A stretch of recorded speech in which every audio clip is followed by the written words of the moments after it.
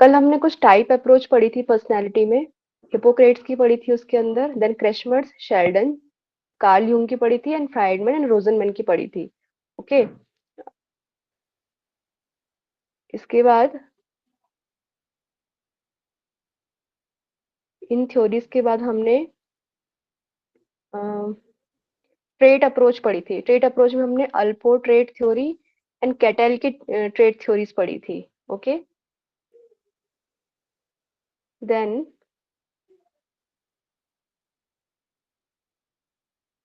Cattail की theory के बाद कुछ पीवाईक्यूज थे, कल हो नहीं पाए थे, तो आज मैं कुछ पीवाईक्यूज लाई हूँ।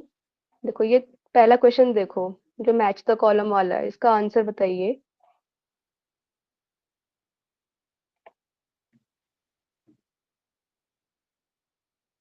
मैच द कॉलम है, असेंडेंट है, एथलेटिक है, इंट्रोवर्ट है, एक्टोमॉर्फ है, और उनको मैच करना है। तो बोलिए या मैसेज कीजिए जल्दी से।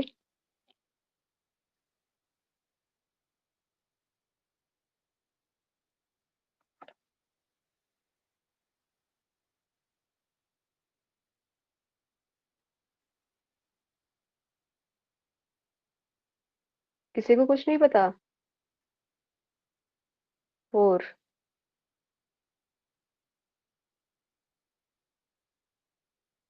डी। ओके। असेंडेंट किसने दिया था? अल्पोर्ड ने दिया था। यस। देन आता है एथलेटिक। एथलेटिक किसकी थ्योरी थी? कैशमर की। यस। फिर इंट्रोवर्ट? युग थे, कार्ल युग। यस। एंड लास्ट बचा एक्टोमॉर्फिक, जो दिया था शेल्डन ने, तो फोर्थ ऑप्शन करेक्ट है। ओके। देन आता है ये नेक्स्ट पीवाईक्यू, मतलब जून में आया था ये 2023 में। युंग ने किन मानसिक क्रियाओं पर बल दिया है? ऑप्शन है चिंता और भावना, चिंतन और भावना, चित्त और अहम, अंतर्नाद, अभिप्रेरण और संवेग, संवेदना और सहज बोध, अहंकार और इदम। ए और सी है क्या? नहीं, गलत है। रिया जी, इन्होंने इद सुपर ईगो और ईगो दिया था। उसका इंग्लिश मुझे नहीं पता। सुपर ईगो, इन्होंने, इनकी एनालिटिकल थ्योरी वो अलग है। कल मैंने बताया था जब हम इंट्रोवर्ट एंड एक्सट्रोवर्ट पढ़ रहे थे, उसमें हमने चार चीजें पढ़ी थी, जिसमें थिंकिंग, सेंसिंग, देन इंट्यूटिंग एंड एक और था सेंसेशन। हो गया ना, चार हो गए ना? ओके, ठीक है, ठीक ठीक है। ये मैं दिखाती हूँ एक बार। ये सोच, अनुभूति, संवेदन और अंतर्ज्ञान, ये चार टर्म्स दिए थे उन्होंने इंट्रोवर्ट और एक्सट्रोवर्ट को एक्सप्लेन करने के लिए। ओके। इनका मुझे इंग्लिश नहीं मिला, मैंने लास्ट जो सर ने बनाया था हिंदी में, मैंने वहीं से उठा लिया है। आंसर है ए और डी, यानी कि third option. Okay. A D, हाँ जी। ओके, आज हम नया पढ़ेंगे, नई पर्सनैलिटी थ्योरी। ट्रेट कम, सॉरी, टाइप कम ट्रेट। मतलब यहाँ पे टाइप और ट्रेट जो हमने पढ़े थे वो दोनों मिक्स हो चुके हैं। ठीक है, तो इसमें कौन आते हैं? यहाँ पे आइजन की पर्सनैलिटी थ्योरी आती है। आइजन ने एक थ्योरी दी थी, जिसमें वो क्या कहते हैं कि personality based on biological factor, जो हमारी पर्सनैलिटी होती है उसका आधार जैविक कारक होता है। जैविक कारक में क्या बताया उन्होंने कि individuals inherit a type of nervous system that affects their ability to learn and adapt to the environment. यानी कि इन्होंने क्या कहा था, मतलब बायोलॉजिकल फैक्टर में क्या बोल रहे हैं कि तंत्रिका तंत्र, पॉइंट है, तंत्रिका तंत्र को ये हाईलाइट कर रहे हैं यहाँ पे। और उसी के कारण, मतलब उसमें जो भी अफेक्ट होते हैं, ठीक है, उसी से मतलब नर्वस सिस्टम से ही हमारी पर्सनैलिटी डिफाइन हो रही है। अगर हमारा स्ट्रॉन्ग नर्वस सिस्टम है तो हम इजीली किसी चीज को अडेप्ट कर लेंगे, किसी भी पर्यावरण में हम घुल मिल जाएंगे। अगर अगर वीक है तो हमें दिक्कत हो सकती है। तो यहाँ पे याद रखना कि उन्होंने नर्वस सिस्टम की बात की थी पर्सनैलिटी को डिफाइन करने के लिए। ओके। देन हम पढ़ते हैं, अब ये थ्योरी आई कैसे थी, मैं एक बार आपको एक्सप्लेन कर देती हूँ। ये एक्चुअली लंदन के एक साइकेट्रिक हॉस्पिटल में काम करते थे, और वहाँ पे इनका काम क्या था कि उस हॉस्पिटल में जो भी पेशेंट थे जो कुछ ना कुछ मानसिक रोगी थे, मानसिक बीमारियों से जो जूझ रहे थे, तो उनका डायग्नोज होने से पहले वो क्या एक असेसमेंट करते थे, एक आकलन वहाँ पे किया जाता था। और वो आकलन जब वो उनका जॉब था, आकलन करना उनका जॉब था। देन क्या हुआ, एक मिनट मैम रुक जी मैं बता आवाज देती कम हूँ। आ रही है आज, पता नहीं, एकदम स्पीकर पे कर रखा है तो भी आवाज बहुत कम आ रही है। आवाज कम आ रही है क्या? हाँ, आज आवाज कम आ रही है। ठीक है, नहीं ठीक है नहीं आवाज। ठीक है, क्वालिटी ठीक। ठीक आवाज आ रही है, आप एक ठीक है पे आ मैम। जाइए। Okay okay okay okay okay, आप रीजॉइन कर लीजिए आपका उदित जी। ओके, तो इनका काम क्या था, जो भी वहाँ पे पेशेंट आते थे उनका डायग्नोज होने से पहले वहाँ पे असेसमेंट किया करते थे। आइजेंक एक आकलन करते थे, और ये आकलन जब उन्होंने बहुत टाइम तक किया, तो उन्होंने क्या किया, एक आकलन करते करते इन्होंने एक प्रश्नावली तैयार कर दी, एक क्वेश्चनायर तैयार कर दिया, और उस क्वेश्चनायर को, उस प्रश्नावली को फिर उन्होंने क्या किया, एक सोल्जर की टीम थी, करीब 700 सोल्जर की टीम थी उसी हॉस्पिटल में, उनमें अप्लाई करना शुरू कर दिया। वो जो सात अब उनको जब 700 जो आर्मीज थे, जब उनका असेसमेंट किया गया, तो जो आर्मीज ने आंसर दिए थे, ठीक है, उनके क्वेश्चंस के जो आंसर दिए थे, वो आंसर्स एक दूसरे से मेल खा रहे थे, मतलब एक आर्मी मैन जो आंसर दे रहा था वो दूसरे आर्मी मैन के आंसर से मेल खा रहा था। ठीक है, तो ऐसे एनालिसिस करके, पूरा फैक्टर एनालिसिस करके इन्होंने 3 डायमेंशन दी थी। 3 डायमेंशन कौन सी दी थी? साइकोटिक यानी साइकोटिज्म, एक्सट्रावर्जन एंड न्यूरोटिज्म।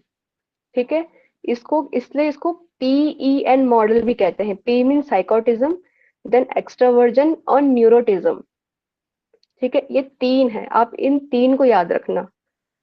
अब मैंने आगे जो लिखे हुए हैं, एक्सट्रावर्जन, न्यूरोटिज्म एंड साइकोटिज्म, इनके अपोजिट भी लिखे हुए हैं। ठीक है, लेकिन आप मेन इसको याद रखना, PEN को याद रखना अगर एग्जाम में आता है तो। अब इनको डिफाइन करते हैं, पेन मॉडल को अब डिफाइन करते हैं।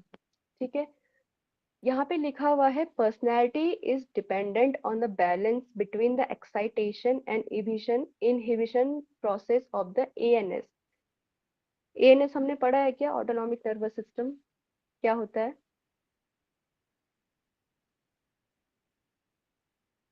मैम ब्रेन का जो ऑटोमेटिक नर्वस सिस्टम जो काम करता है, जिसमें सिंपैथेटिक एंड पैरासिम्पैथेटिक आता है, it basically works at its own. For example flight and yes response, fight and flight response. Yes yes.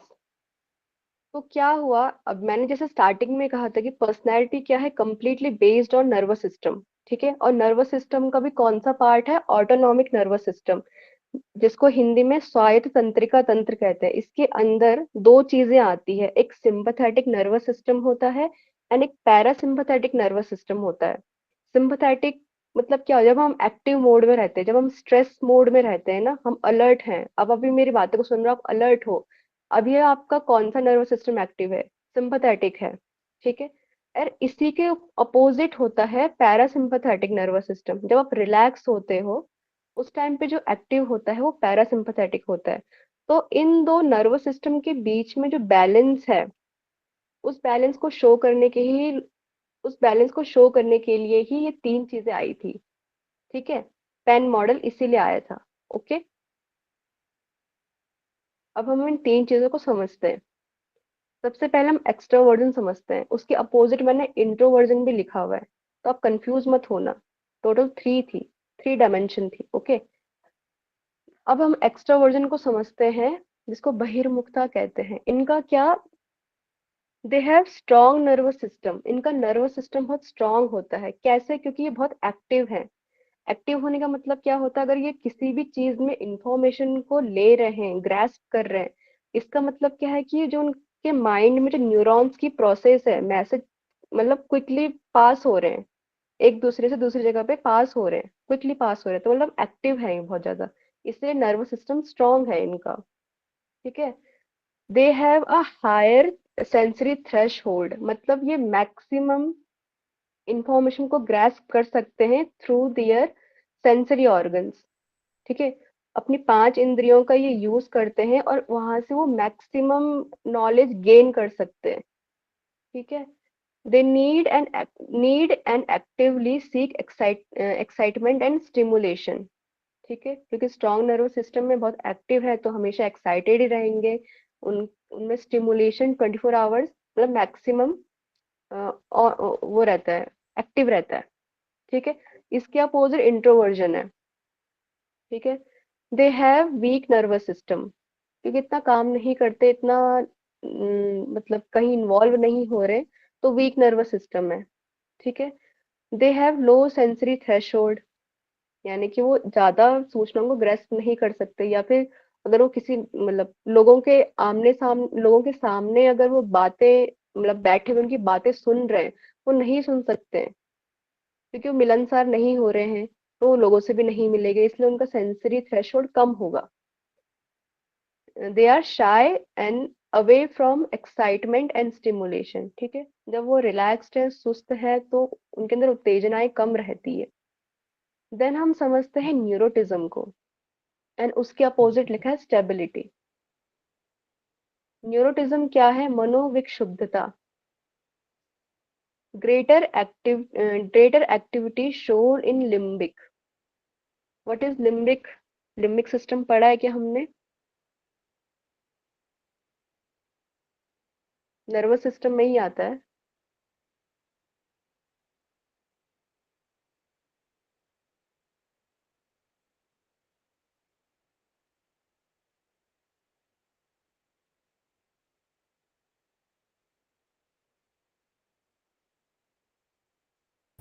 Dev ji, ये हाँ, ये डेफिनेशंस तो सेम रहेंगे, एक्सट्रोवर्ट एंड इंट्रोवर्ट की डेफिनेशन सेम है, लेकिन यहाँ पे 3 चीजें इंपॉर्टेंट है। यहाँ पे आ रहा है एक्सट्रोवर्ट, आ रहा है न्यूरोटिज्म, आ रहा है और एक साइकोटिज्म आ रहा है। आप कंफ्यूज मत होना, डेफिनेशंस तो कहीं ना कहीं सेम रहती है, बेसिक ओके। डेफिनेशन सेम रहेंगी, ये बेसिक कॉन्सेप्ट सेम अ, रहेंगे। ये जो अभी आप पढ़ा रहे हैं ये किसने दिया था, नाम क्या था उनका? ये आइजेंक ने दी थी। आइवेंट। ओके। ओके, आइजेंक, इन्होंने PEN मॉडल दिए थे, पेन मॉडल। ओके, आप ये याद रखो। तो मैं क्या ओके। बता रही थी, न्यूरोटिज्म। न्यूरोटिज्म मतलब उनका लिम्बिक सिस्टम बहुत एक्टिव होता है। लिम्बिक सिस्टम क्या होता है? हमारा जो ब्रेन होता है, ब्रेन का जो अग्रभाग होता है, फोर ब्रेन, वहां पे लिम्बिक सिस्टम होता है जो हमारा इमोशंस कंट्रोल करता है। ठीक है, तो ये इनका लिम्बिक सिस्टम एक्टिव होने का मतलब क्या है? दे आर हाईली इमोशन ज्यादा है। ठीक है, बहुत ज्यादा इमोशनल ज्यादा रहते हैं। ठीक है, और नर्वस सिंपैथेटिक नर्वस सिस्टम ज्यादा एक्टिव है इनका। ओके,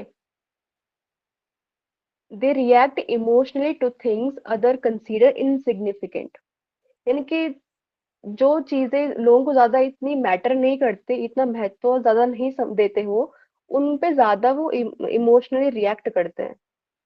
ठीक है, ये न्यूरोटिज्म वाला है। अब इसके जो अपोजिट होंगे वो स्टेबल होंगे। ठीक है, तो ये जो स्टेबिलिटी वाला है, यहाँ पे इमोशनली स्टेबल होंगे और इजी गोइंग, यानी कि न्यूरोटिज्म की अपोजिट वाले हैं। ठीक है, लास्ट हम समझते हैं साइकोटिज्म। साइकोटिज्म यानी कि मनोविकृति। ये कैसे होते हैं? अग्रेसिव होते हैं, आक्रामक स्वभाव के रहते हैं, ये स्वार्थी रहते हैं, एंड इनमें भावनाओं की कमी होती है। इसी के अपोजिट क्या आता है? Super ego. सुपर ईगो कहीं कहीं पे आपको काम दिखेगा, कामनेस वाला दिखेगा। ठीक है, तो ये साइकोटिज्म के एकदम ऑपोजिट होते हैं। तो ये नॉन एग्रेसिव रहेंगे, आक्रामक नहीं रहेंगे, और ये मिलनसार स्वभाव के रहेंगे। वहां पे वो थोड़ा स्वार्थी थे साइकोटिज्म वाले, यहाँ पे ये मिलनसार स्वभाव के हैं, और ये दूसरों के प्रति जागरूक रहते हैं। ठीक है, ये 3 चीजें समझ में आई क्या? जी। यस मैम, आ गई।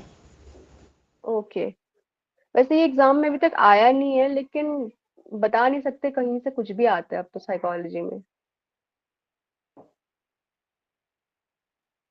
एक और आता है, हेनरी मूरे की थ्योरी आती है एक। ये मैंने आई थिंक इंग्लिश में ही लिखा हुआ है पूरा। ठीक है, तो ये इनडायरेक्टली एग्जाम में पूछा गया था, पुराना क्वेश्चन है, मैं आपको बताऊंगी आगे। तो हेनरी मूरे कौन थे? ये एक अमेरिकन साइकोलॉजिस्ट थे हार्वर्ड यूनिवर्सिटी में, और इन्होंने कहा था कि personality is a jungle without boundaries. Personality क्या होती है? जंगल की तरह होती है, मतलब जंगल के साथ फैला हुआ रहता है, वहाँ कोई लिमिटेशंस नहीं रहती, है ना। तो उन्होंने कहा कि personality is like a jungle without boundaries, वहाँ कोई बाउंड्री नहीं होती। ठीक है। अब द मेन कॉन्सेप्ट है कि इन्होंने एक टर्म यूज किया था, पर्सोनोलॉजी।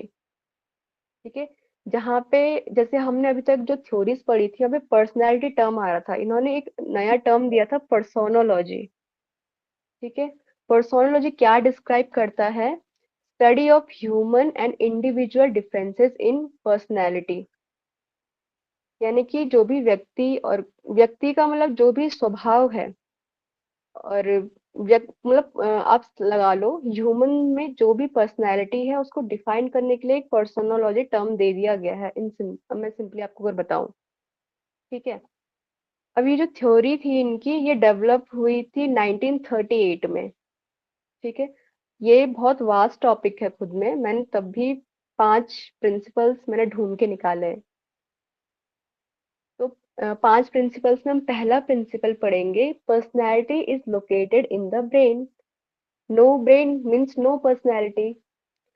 फॉर एग्जाम्पल, अगर आपके सामने ऐसी सिचुएशन है कि आपको कोई क्विक डिसीजन लेना है, लेकिन आपका अगर ब्रेन ही ढंग से काम नहीं कर रहा है, that means you have no personality. No brain no personality. ठीक है। अगर आप जानते ही नहीं हो आपको आपका अपना ब्रेन कैसे आपको यूज करना है, तो मीन्स आपकी पर्सनैलिटी नहीं है। ये इनका टर्म था।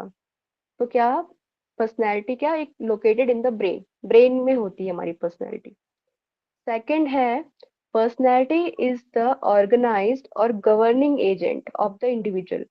मतलब हर व्यक्ति में पर्सनैलिटी क्या होती है? एक गवर्निंग एजेंट की तरह काम करती है, सेंट्रल रोल होता है उसका। और मतलब पर्सनैलिटी के बेस पे ही आप सारे काम करते हो। ठीक है। वो सेंट्रल रोल है वहां पे उसका, पर्सनैलिटी का। थर्ड पॉइंट है, an individual's personality continues to develop over time and is constructed of all the events that occur during the course of that person's life। यानी कि हमारी जो पर्सनैलिटी होती है वो ओवर टाइम डेवलप होती रहती है, वो कभी रुकती नहीं है।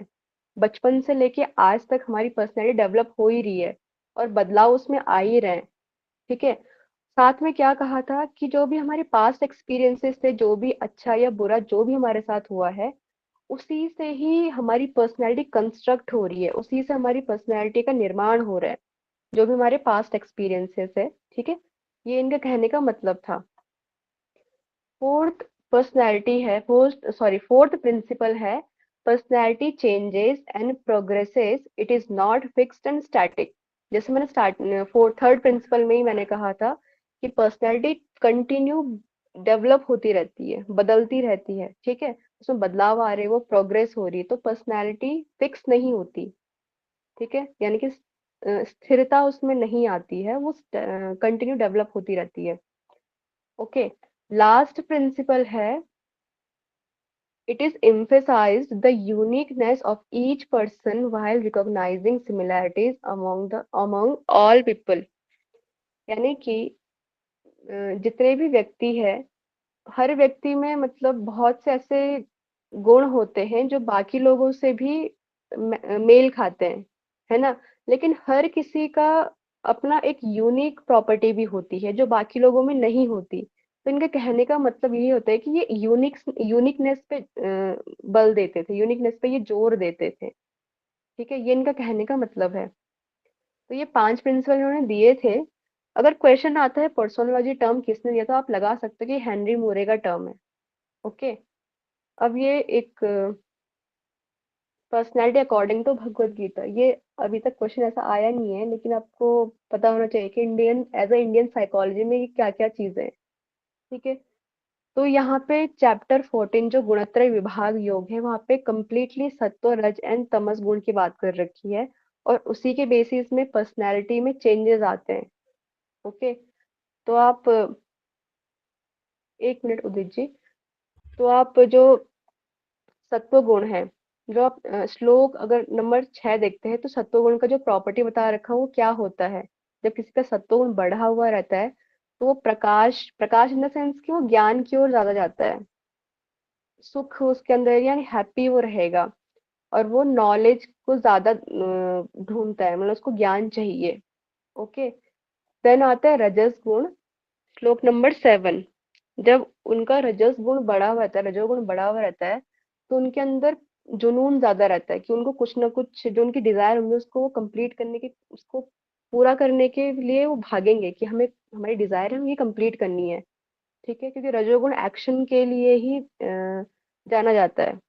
तो जुनून रहेगा उनके अंदर, हाँ, उनकी डिजायर ज्यादा हो जाएंगी, उनके अंदर आसक्ति ज्यादा होती है, और वो जो भी कर्म करते हैं उनका फल उनको चाहिए होता है। ओके। तमोगुण क्या है, श्लोक नंबर 8 में जिसका तमोगुण बढ़ा हुआ रहता है उसके अंदर अज्ञान भरा हुआ रहता है, वो बहुत ज्यादा मिस्टेक ज्यादा करते हैं, त्रुटियां उनके अंदर रहेंगी, आलस्य ज्यादा रहेगा और नींद ज्यादा आएगी ऐसे लोगों को। ओके। तो वैसे इन डिटेल तो पूरा 14 चैप्टर पूरा डिटेल में समझा रखा है, लेकिन मैंने यहाँ पे 3 ही श्लोक डाले हुए हैं। ओके, अब किसी का क्वेश्चन है क्या?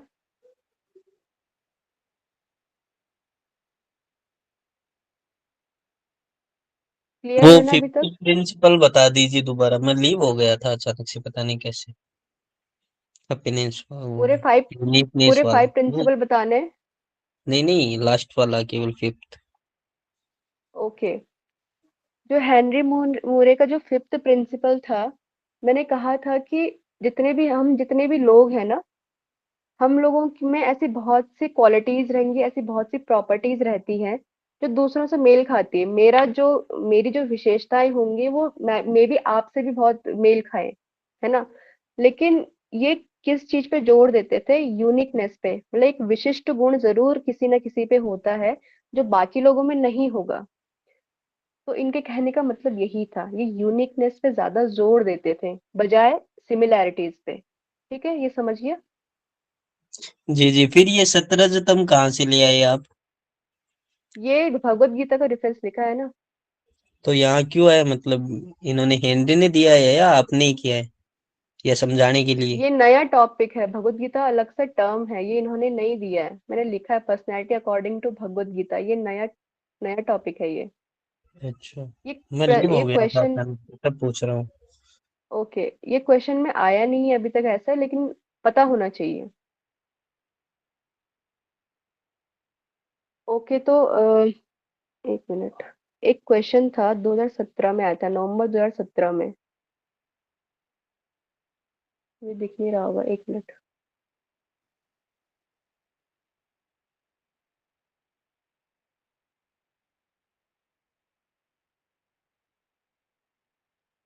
ओके, ये क्वेश्चन है असर्शन असर्शन एंड रीजनिंग वाले हैं। ठीक है, ये वैसे अब आते ही नहीं है, लेकिन फिर भी प्रैक्टिस के लिए आप इनका आंसर दीजिए। इसमें क्या लिखा है? Observation method in psychology is a popular method for assessing personality. उसका रीजन क्या दिया है? Observation is to study the behaviour pattern of an individual in actual life situation. मतलब कहने का मतलब है, हिंदी में बता देती हूँ, जो साइकोलॉजी में ऑब्जर्व मेथड का यूज किया जाता है वो बहुत फेमस मेथड है पर्सनालिटी को जज करने के लिए।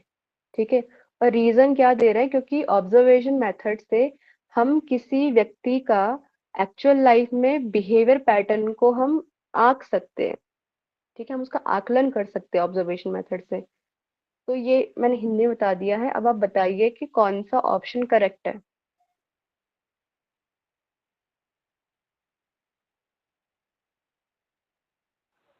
M B option. बी।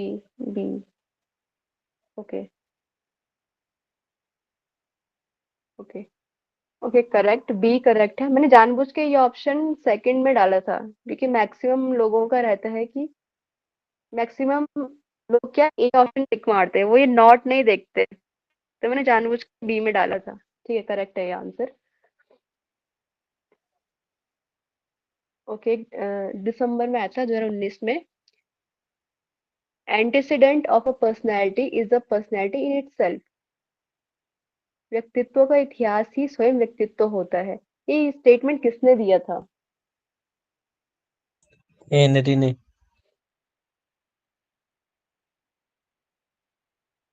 बाकी ऑप्शन सी। ओके, सी, ओके, ऑप्शन सी करेक्ट है। ठीक है, अब मैं बता दूं, मे बी आप में से बहुत से लोग कंफ्यूज हो सकते हैं ये एंटीसीडेंट पढ़ के, क्योंकि ये एंटीसीडेंट की बात अल्पोर्ट ने भी की है। ठीक है, अब ये जो स्टेटमेंट है एक्चुअली में हेनरी मोरे ने जितनी जो भी उसकी थ्योरी थी, ये पर्सोनोलॉजी बहुत वास्ट टॉपिक है खुद में, तो ये डायरेक्ट स्टेटमेंट नहीं है एक हिसाब से। इनकी जो थ्योरीज के हिसाब से एसेंस निकल के आया था वो यही कहती है कि जो पर्सनैलिटी का इतिहास ही स्वयं व्यक्तित्व होता है। ये एक हिसाब से एसेंस है, ये उनका एक्चुअल स्टेटमेंट नहीं था। ठीक है, तो देखिए आप कितना मतलब कहाँ से पूछ रहे हैं, हम भी कुछ नहीं बोल सकते, बहुत वास्ट है साइकोलॉजी खुद में। ये ठीक है, दूसरों की थ्योरी उठा उठा के उसी पे एक्सपेरिमेंट कर करके उसी पे कर रखी है ना चीजें। यस, जैसे जैसे हट ग्रंथ में अलग अलग चीजें, एक एक चीजें अलग अलग बोल रखी हैं। किसी ने हम्म, जालंधर बंद में कुछ बोल रखा है, किसी ने उद्यान बंद में कुछ बोल रखा है, ऐसे ही सिस्टम है। यस, यस, ओके, अब हम नया पढ़ेंगे, नया ब्रांच पढ़ेंगे। हाँ जी गौरव जी। रिया जी, आपने बोला एल्पोर्ट ने भी ये दिया था। एल्पोर्ट ने असेंडेंट दिया था, एंटीसीडेंट नहीं दिया था। डिफरेंट वर्ड्स है दोनों। Okay, okay, okay, okay, okay, मैंने ही गलत पढ़ा, sorry, sorry, sorry. Yes, yes, thank you. Okay, हम एक नया ब्रांच पढ़ेंगे, मानवतावाद, जिसको ह्यूमैनिटिज्म कहते हैं। ये इम्पोर्टेंट टॉपिक है। ठीक है, नाउ व्हाट इज ह्यूमैनिटिज्म? मानवतावाद होता क्या है? It is a perspective in psychology that emphasizes the inherent goodness and potential for growth in all individuals। मतलब एक ऐसा दृष्टिकोण है जो सभी व्यक्तियों में निहित अच्छाई और विकास की क्षमता पर जोर देता है। मतलब किसी इंसान को अपनी अच्छाइयाँ या अपना डेवलपमेंट करना है, उसके लिए वो क्या कर सकता है, ये मानवतावाद में बता रखा है। ओके, यहाँ पे दो इम्पोर्टेंट साइकोलॉजिस्ट हैं, Abraham Maslow's holistic dynamic theory, यानी कि अब्राहम मास्लो, दूसरा आता है कार्ल रॉजर्स। ये दो साइकोलॉजिस्ट फेमस हैं ह्यूमैनिटिज्म में। अब हम अब्राहम मास्लो की थ्योरी पढ़ते हैं।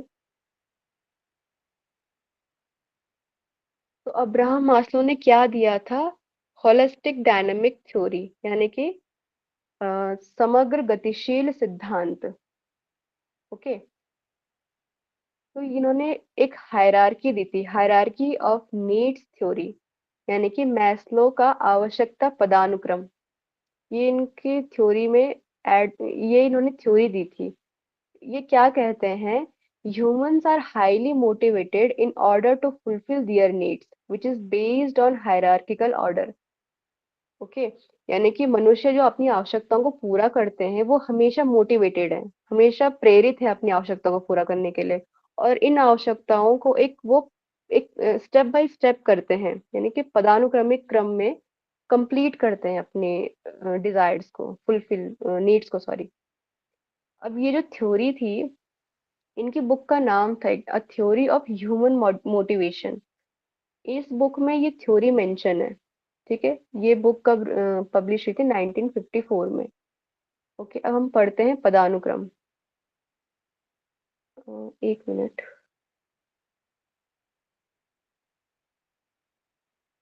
देखो मैंने इसमें हिंदी में भी लिखा है।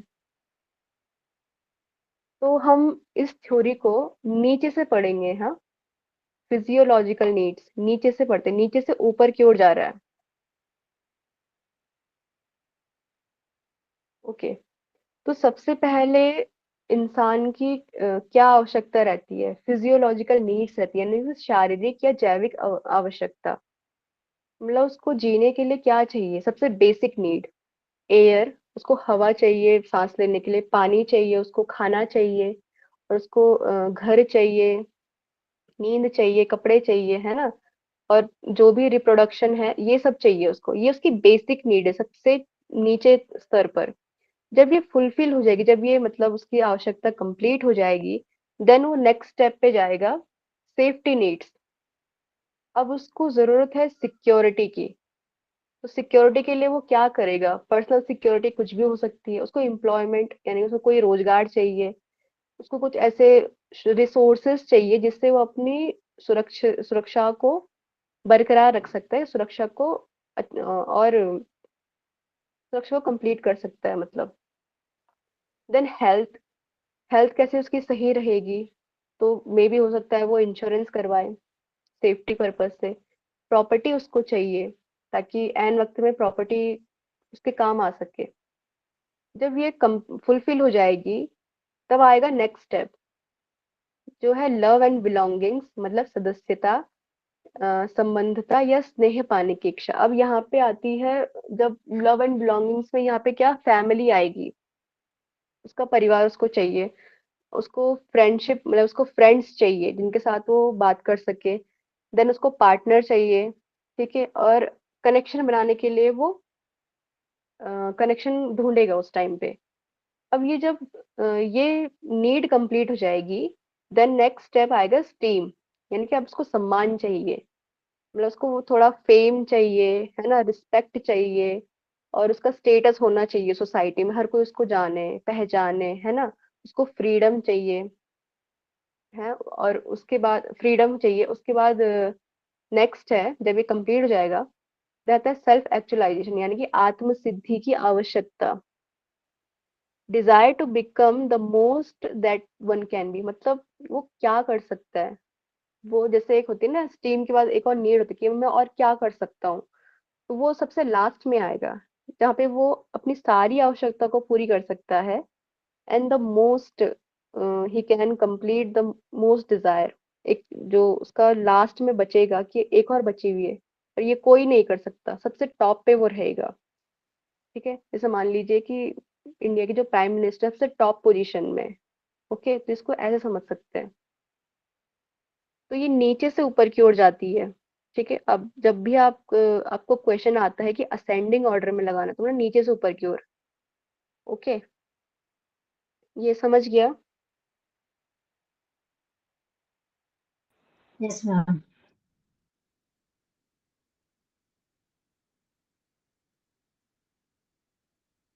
नेक्स्ट आते हैं कार्ल रॉजर्स। यहाँ पे कार्ल रॉजर्स का जो सिद्धांत है, पहले हम पढ़ते हैं कि इनका 8 जनवरी 1902 में इनका जन्म हुआ था, यूएस पार्क इलेनॉइस में। डेथ हुई थी 4 फरवरी 1987 में। और इनका जो फील्ड था ना, इनका जो वर्क था, वो चाइल्ड साइकोलॉजी था। ठीक है, तो ये क्या थे, मैस्लो ने जो थ्योरी दी थी, वे इससे कम्प्लीटली एग्री करते थे, लेकिन इनका कहना कुछ ना कुछ इनकम्प्लीट था उनकी थ्योरी में। तो उन्होंने क्या ऐड किया यहाँ पे, इन्वायरमेंट ऐड किया, कि जब तक किसी को इन्वायरमेंट नहीं मिलेगा, कोई व्यक्ति ग्रो कैसे कर सकता है, वो अपनी आवश्यकताओं को पूरी कैसे कर सकता है। तो उन्होंने इन्वायरमेंट को यहाँ पे ऐड किया था। ठीक है, अब यहाँ पे इन्होंने 3 चीजें दी थी। ठीक है, 3 चीजें क्या दी थी, सेल्फ वर्थ, सेल्फ इमेज, या रियल सेल्फ बोलते हैं इसको, एंड आइडियल सेल्फ। ठीक है, अब हम इनके बारे में पढ़ते हैं। सेल्फ वर्थ मतलब आत्मसम्मान, जिसको सेल्फ स्टीम भी बोलते हैं। ठीक है, ये क्या होती है, बच्चों में अर्ली चाइल्डहुड से डेवलप होना शुरू हो जाता है इसका। है, ये मतलब 2 से 6 साल से इसका विकास होना शुरू हो जाता है आत्मसम्मान का। और ये प्रभावित कैसे होता है, जैसे हम अपने पेरेंट्स के साथ इंटरेक्ट करते हैं, उस तरीके से ये इन्फ्लुएंस होता है। ठीक है, प्रभावित होता है। Then it influences when we compare ourselves to others and find that we are better at something than others। यानी कि जब बात आत्मसम्मान की आती है, और अगर आप बच्चे को ये कंपेयर करोगे,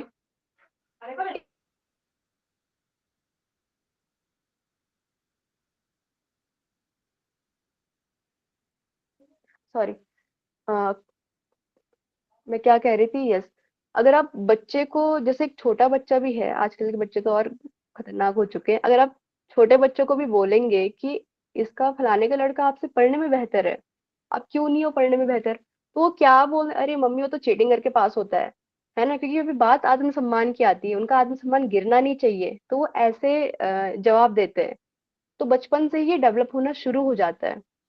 ठीक है। देन आता है सेल्फ इमेज। सेल्फ इमेज में क्या होता है, how we see our self, मतलब हम खुद को कैसे देखते हैं, हमारी रियल आइडेंटिटी क्या है। ठीक है। देन आता है ideal self. Ideal self, the person we would like to be, मतलब जो व्यक्ति हम बनना चाहते हैं। ठीक है। And it consist our goals and ambitions and it keep on changing.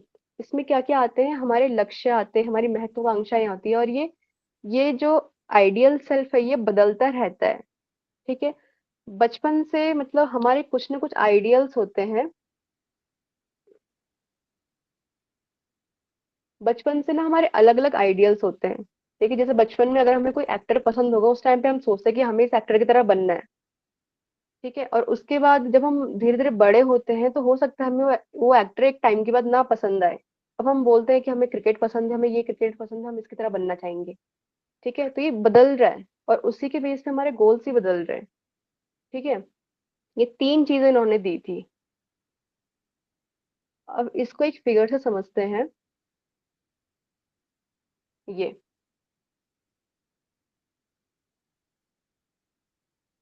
यहाँ पे दो चीजें आ रही हैं, self image and ideal self. ठीक है। जब हम, अगर हमारा जो सेल्फ इमेज है, जैसे हम रियल में हैं, और हम अपने आइडियल सेल्फ की तरह बनना चाहते हैं, हम जिसकी तरह बनना चाहते हैं, अगर हम नहीं बन पा रहे हैं, मतलब इन्वायरमेंट हमें उस तरीके से नहीं मिल पा रहा है, तो ये कहलाता है असंगत, इनकॉन्ग्रुएंट। ठीक है। और जो हम यहाँ पे देखो, यहाँ पे ओवरलैपिंग ज्यादा है सेकंड इमेज में, मतलब जो हमारा सेल्फ है, सेल्फ इमेज है, हम अपनी आइडियल सेल्फ की तरह बन पा रहे हैं। ठीक है। तो इसको कहते हैं संगत, कॉन्ग्रुएंट। ठीक है। यानी कि हमें इन्वायरमेंट मिल पा रहा है उस हिसाब से। ठीक है। तो ये इनका थ्योरी था। इतना समझ में आया है क्या, या कोई क्वेश्चन है?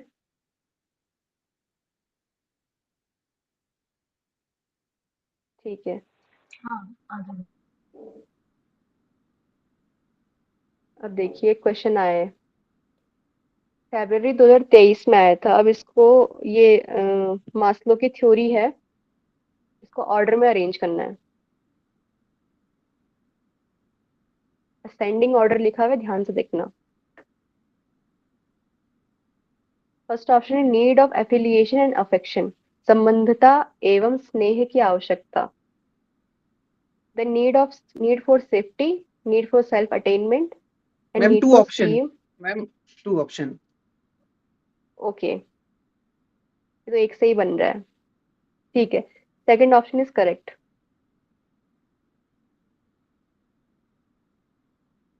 एक और क्वेश्चन आया था, ये इंपॉर्टेंट है क्योंकि सितंबर 2024 में आया था। इसका एक लास्ट ऑप्शन, एक मिनट। हाँ,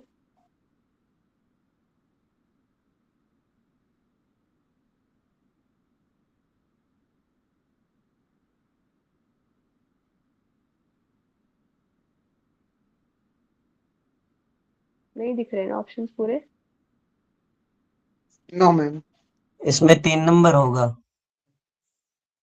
जूम कंफर्म। कर लीजिए, अभी दिख रहे होंगे। नहीं नहीं नहीं, भी इसमें हाँ भी मैम अभी दिख रहा है। ओके, लगाइए। इसमें 3 नंबर होगा। 3 नंबर कह रहे हो? 4, कोई 4 कह रहा है। तो 4 नंबर होगा, 4।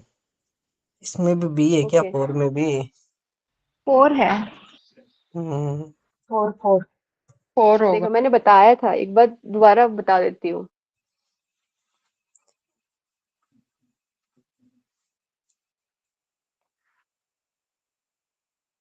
ये देखिए, ये नीचे से ऊपर की ओर जा रहा है। सबसे पहले उसकी शारीरिक आवश्यकताएं होंगी, जहाँ पे उसको लगा लो रोटी कपड़ा और मकान, बेसिक नीड्स। जब वो कंप्लीट हो जाएगी, फिर वो सेफ्टी की ओर जाएगा, सुरक्षा की ओर जाएगा। ठीक है। जब सुरक्षा उसको लगे कि हाँ अभी मैं सिक्योर हूँ, फिर वो लव एंड बिलोंगिंग, जहाँ पे वो पार्टनर, फैमिली, फ्रेंडशिप, कनेक्शन ये सब बनाता है। ठीक है, जब ये कंप्लीट हो जाएगी तब सम्मान आएगा, जहाँ पे वो उसको रिस्पेक्ट चाहिए होती है, एक स्टेटस चाहिए होता है सोसाइटी में, आत्मसम्मान चाहिए होता है।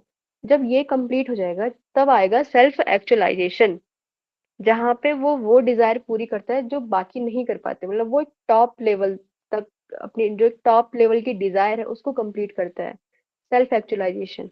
ओके, आई होप क्लियर हो ये डाउट। बस ये तीनों में एक जैसे दे देते हैं ना, तब गड़बड़ होती है थोड़ी सी।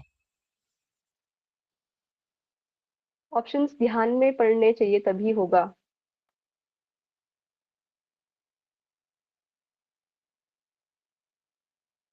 देखो एक और क्वेश्चन आया है, व्यक्तित्व के पदानुक्रम प्रारूप प्रारूप के प्रणेता कौन है? तो इजी है। मेस्लो है। मैस्लो। Okay,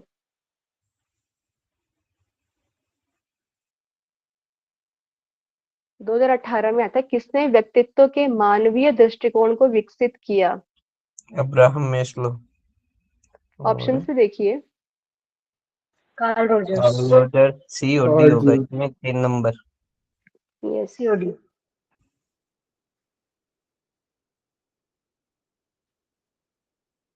okay. ये ऑप्शन में जो अल्बर्ट बैंडूरा है, इनकी थ्योरी हम आगे कवर करेंगे कॉग्निटिव साइकोलॉजी में।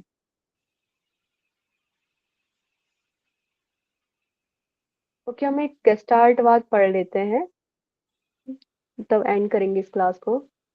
देखो गेस्टाल्टवाद क्या होता है, जिसको हिंदी में समग्रवाद कहते हैं। ये क्या, इसको ये इम्पोर्टेंट है, ये थ्योरी भी इम्पोर्टेंट है, इसको ध्यान में रखना।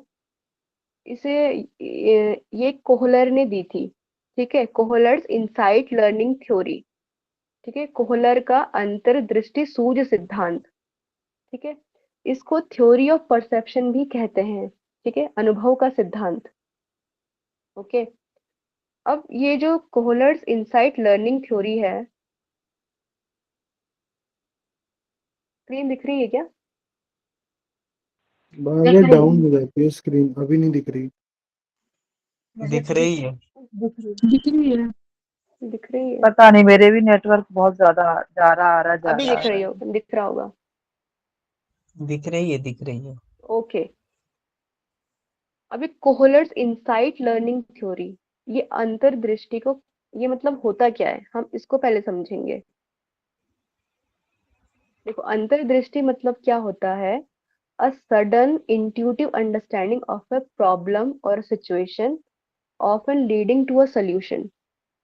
अंतर्दृष्टि क्या होता है, कभी कभी आपको, आपके सामने प्रॉब्लम आती है ना, तो आपके सामने एक सडन आइडिया आता है, अचानक से एक आइडिया आ जाएगा, उसके बेस पे ये पूरी प्रॉब्लम सॉल्व हो जाएगी। ये जो सडन आइडिया होता है इसी को इंसाइट कहा जाता है। ठीक है, तो ये इंसाइट इसका मतलब यहाँ पे है। देन हम समग्रवाद, अब ये समग्रवाद क्या होता है? समग्रवाद का मतलब क्या होता है, to watch mind and behaviour और any problem as a whole, not in parts. मैंने जब फर्स्ट डे क्लास ली थी तब मैंने समग्रवाद का मतलब उस टाइम पे भी बताया था, कि कोई भी प्रॉब्लम होती है वो एज अ होल होती है, मतलब सडन आइडिया आएगा और पूरी प्रॉब्लम सॉल्व। ठीक है, हम उस प्रॉब्लम को टुकड़ों टुकड़ों में नहीं पूरा कर रहे हैं, टुकड़ों में नहीं सॉल्व कर रहे हैं, एकदम से कर रहे हैं। ठीक है, तो यहाँ पे जो प्रयोगकर्ता थे, देखो यहाँ पे वर्दीमर भी आया, वर्दीमर को फादर ऑफ गेस्टाल्टिज्म कहते हैं। ठीक है, और इनके साथ थे कोहलर एंड कोक्का। ओके, अब इन्होंने जो एक्सपेरिमेंट किया था वो एक चिंपैंजी पे किया था जिसका नाम सुल्तान था।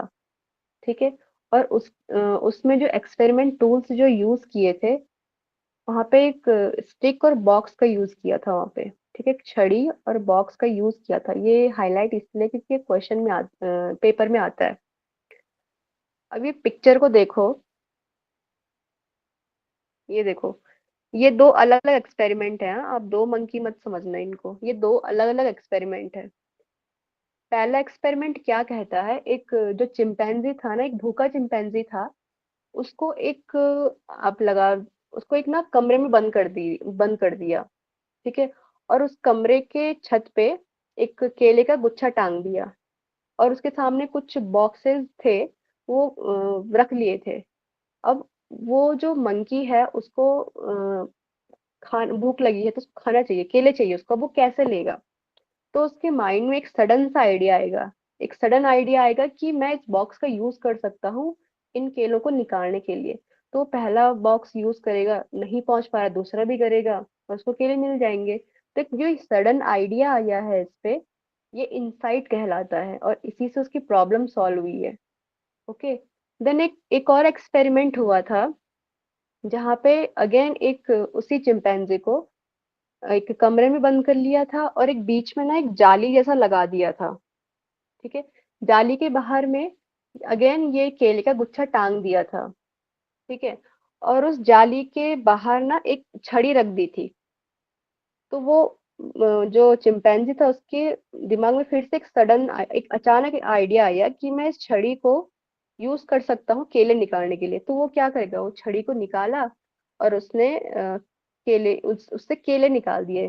ठीक है। और वो एक्सपेरिमेंट खत्म। ठीक है। तो यहाँ पे ये जो सडन आइडिया आना है यही समग्रवाद का मेन पॉइंट है। ठीक है। ये आया एक्सपेरिमेंट समझ में, ये theory? Yes ma'am, yes ma'am. Okay. अब ये क्वेश्चन है, ये मेरे पास हिंदी में थे, ये सर ने ही हिंदी में लिखे हुए थे, पर आप कुछ ऑप्शन से आप लगा लोगे इसके आंसर।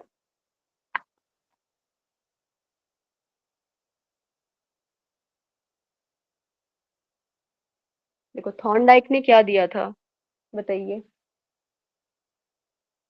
ये संयोजक का सिद्धांत मतलब थ्योरी ऑफ कनेक्शनिज्म। हाँ। 4th नंबर ऑप्शन होगा इसमें। 4 नंबर होगा मैम। ओके। संयोजक का सिद्धांत थॉर्नडाइक ने दे दिया था। यस। उन्होंने सक्रिय अनुबंध। मैम ओके इसमें ओके। मिलर है वो छड़ी और बॉक्स समस्या का परीक्षण सी से ही आ रहा है। क्या बोले?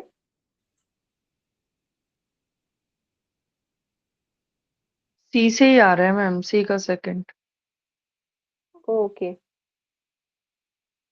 ओके। थॉर्नडाइक का क्या था, संयोजक का सिद्धांत। मैंने जब ये थ्योरी पढ़ाई थी मैंने वहाँ उसके अन्य नाम भी बताए थे, तो वहाँ पे कनेक्शनिज्म मैंने लिखा हुआ था। ठीक है। स्किनर ने क्या दिया था, सक्रिय अनुबंधन चेम्बर। अब ये अनुबंधन का मतलब क्लासिकल होता है थ्योरी। रिनफोर्समेंट। रिनफोर्समेंट इन्होंने ऑपरेंट कंडीशनिंग दी थी, याद रखना, ऑपरेंट कंडीशनिंग स्किनर ने। ठीक है। कोहलर ने क्या दिया था, अभी मैंने बताया था, छड़ी और बॉक्स का उन्होंने यूज करके प्रॉब्लम सॉल्व की थी। देन पावलव का क्लासिकल कंडीशनिंग आता है, देखो। ठीक है। आप कंफ्यूज मत होना, पावलव ने क्लासिकल कंडीशनिंग दी थी और स्किनर ने ऑपरेंट कंडीशनिंग दी थी। ठीक है। तो फोर्थ आंसर करेक्ट है। देखो एक और है।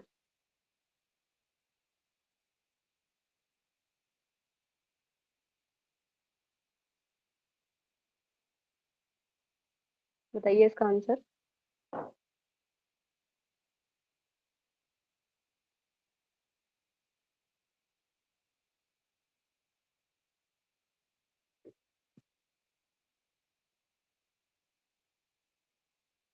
ये भी नहीं, ये एक ऑप्शन से नहीं बनेगा, बताइए।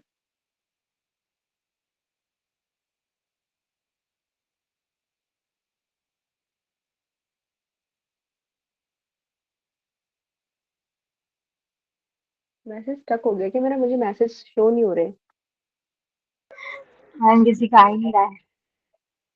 3 3 अब आया।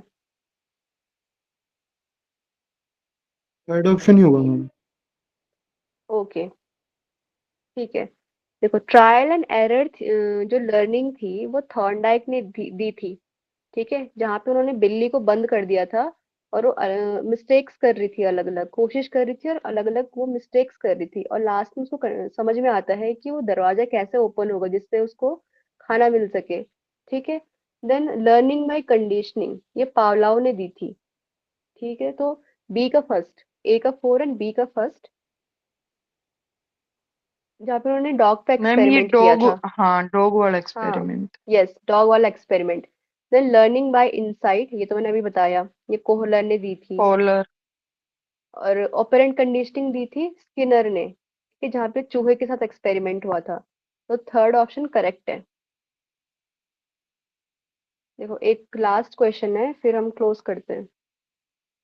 गेस्टाल्ट अप्रोच को और क्या कहा जाता है?